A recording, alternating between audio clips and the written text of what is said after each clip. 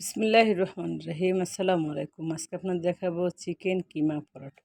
সেজন্য আমার বুকের মাংস লেগেছে 1 কাপ, পেঁয়াজ, কাঁচামরিচ, গাজর, ক্যাপসিকাম, রসুন আর বুকের মাংসটা একদম সলিড সেটাকে আমি কিমা করে নিয়েছি। তারপর তার ভিতরে দিয়েছি লবণ, চিনি দিয়েছি সামান্য, আদা বাটা দিয়েছি 1 চামচ, নুডলসের 2টা মশলা দিয়েছি, ঘি দিয়েছি 1 টেবিল চামচ, সয়া সস দিয়েছি 2 টেবিল চামচ। এটা দিয়ে আমি মিশিয়ে এক সাইডে রেখে দিয়েছি।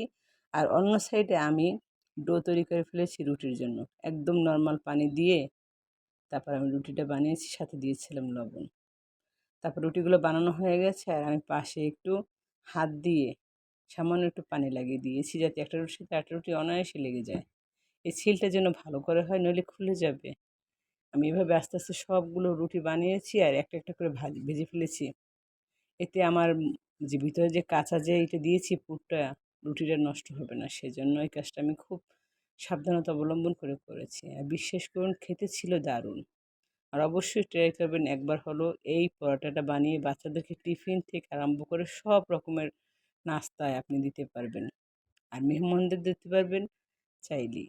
আমার ভিডিওটা ভালো লাগলে লাইক, ফলো, সাবস্ক্রাইব করুন আমার ইউটিউব চ্যানেলটি এবং পাশে থাকা বেল আইকনটি বাজিয়ে রাখুন। সবার আগে পেয়ে যাবেন আমার ভিডিওগুলো আপনি। আল্লাহ হাফেজ।